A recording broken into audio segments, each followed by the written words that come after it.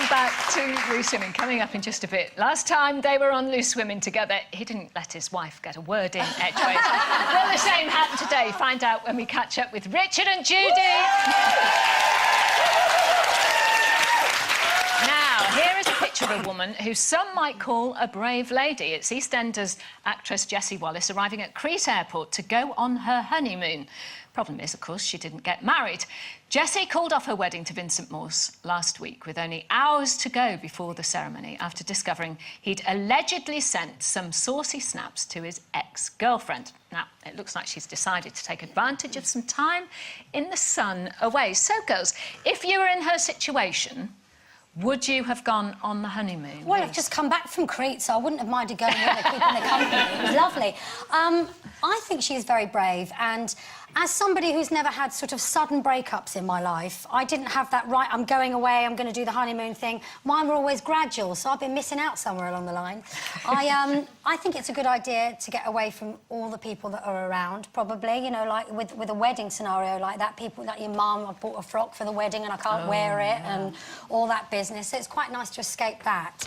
But, well, better be miserable in the sun, isn't it? Well, yes, but also I think you should ring ahead, because if it is like you've got the honeymoon suite and they've got, like, 2 champagne glasses and they've put petals on his side and petals on your side of the bed, chocolates, you don't want that, that's a bit annoying. Yeah, so but there's always fit waiters in Greece, though, isn't there? Not where I went, then. How do you get over it? I was, I mean, going back some years now when I was in my 20s, quite a few years, and I'd split up, and I tend to get over splits very quickly.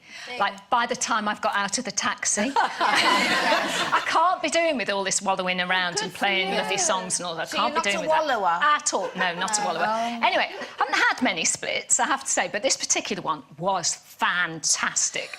So what I did, we'd had this holiday booked. It was my first really posh holiday. It was down to the Caribbean. Oh. And I thought, well, look at that, I'm not wasting that, so I took my sister. Oh, perfect. And when I came back, I moved in to Peter Stringfellow's flat. Except Coral Stringfellow, his former wife, was one of my best friends, so he wasn't there. That was getting really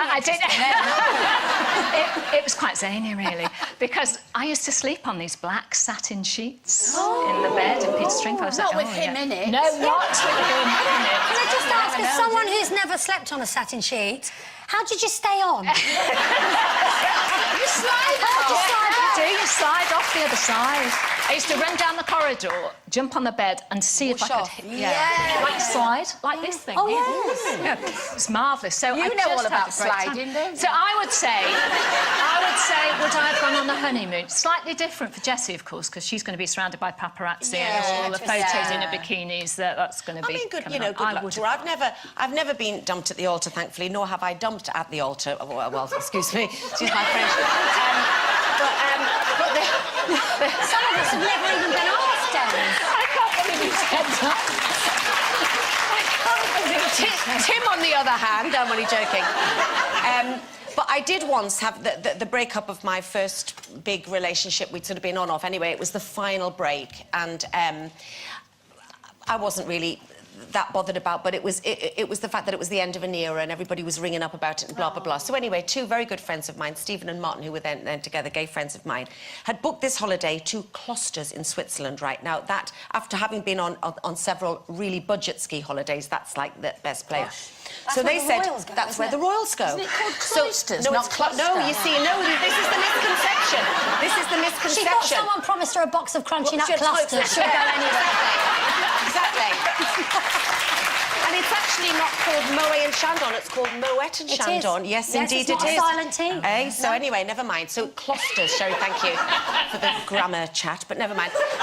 So off we went, and I'd said, I'm not going to ski, I hate sport, I'm not going to ski, Anyway, when I saw the ski instructor that Martin had lined up for me, I suddenly, on with me skis, up the slopes in the morning. And basically, it took me about 2 days. I was on the piste and got off Florian, so there you go.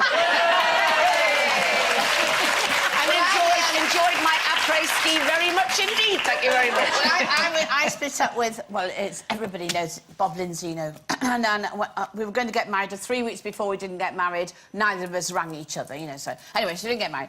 So I went... You just didn't ring each other at all? No, we just didn't ring. And so... So we didn't get married, anyway. Anyway, I sold the wedding dress and everything, but... so then I went to Cyprus to get over it, and I had an affair with the mayoress of London... not the mayoress.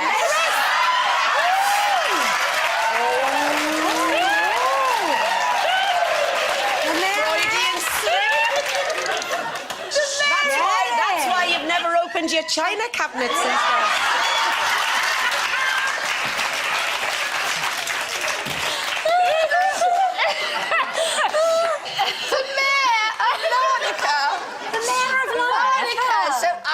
Would be the mayoress of Larnaca. And I heard, because I go to Cyprus, the mayor's always going, I've had a sherry or two in my time.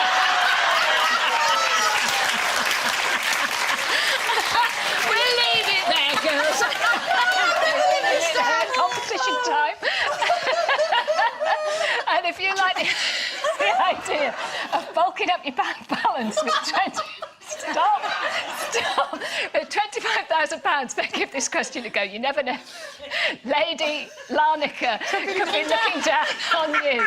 Good luck with that. Now, helping us kick off our brand new series are two guests who are no strangers to loose women. Not only have we got to know this husband and wife double act well when they've been guests on the show, but our Denise went one step further, like she does, and had a sleepover at their house. Here with all the gossip, please welcome Richard Madeley and Judy Finnegan.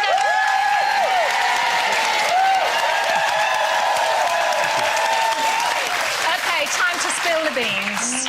Well, it was all very modest to begin with, wasn't it? Obviously, I've become good friends with... well, I mean, I've been friends with Richard and Judy for a long time, but good friends with Chloe since her amazing success on Dancing on Ice. So it was the day that I'd started the day at 2:30 in the afternoon, very sedately. With your boozy lunch. With our lunch.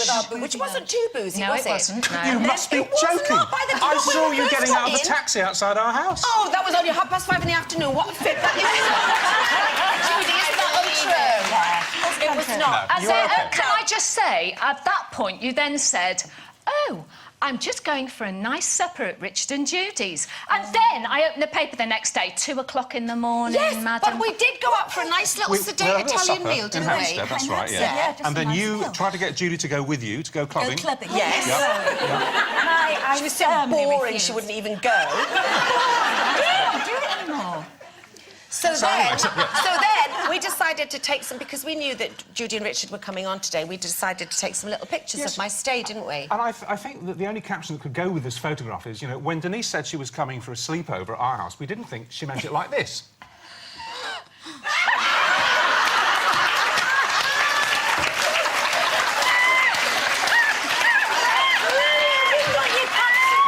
We've got our tea.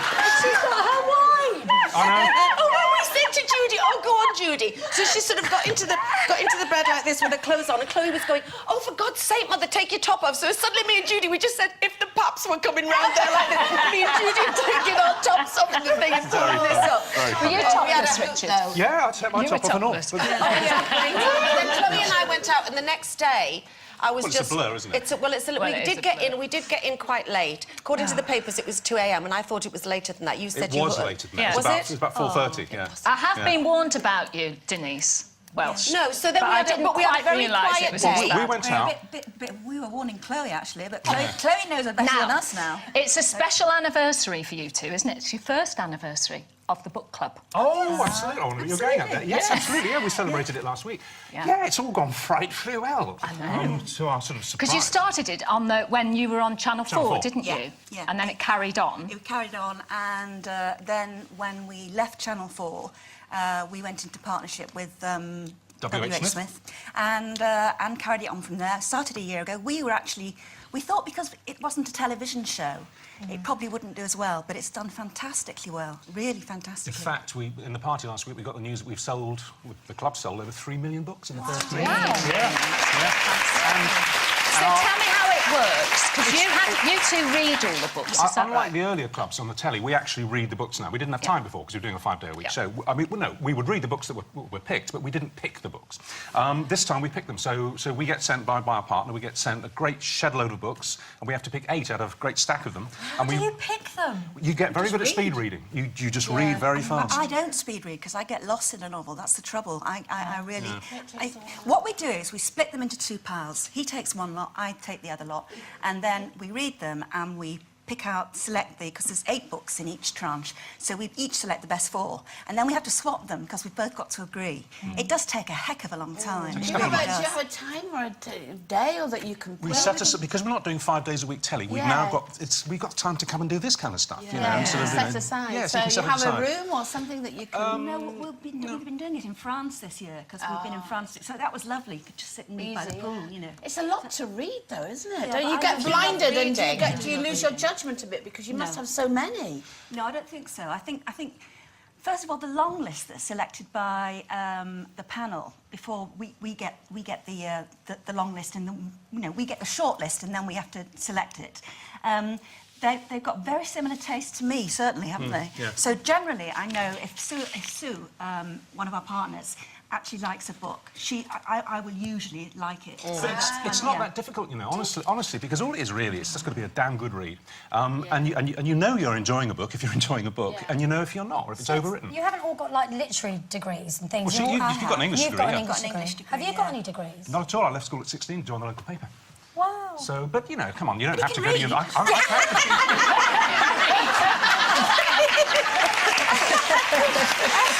I wonder what qualifies you. So is it just if you're interested in books? Well, if you're interested in books, and we both are, I absolutely love reading. I mean, We're both it's authors, we're both right, you know. we're kind of my main hobby. And if you really love books, then it's, you don't have to be qualified. The whole thing about literary programmes is that they're usually far too highbrow for most people. I agree. Exactly. Really are, yeah. So, you don't have to sort of judge a book that has great literary merit. Yeah. You just have to judge a book for its readability. A really good love it and story. enjoy that. And not only reading, you've recently finished and had a quite major bidding war going on for your first novel, haven't you? My wife, the writer.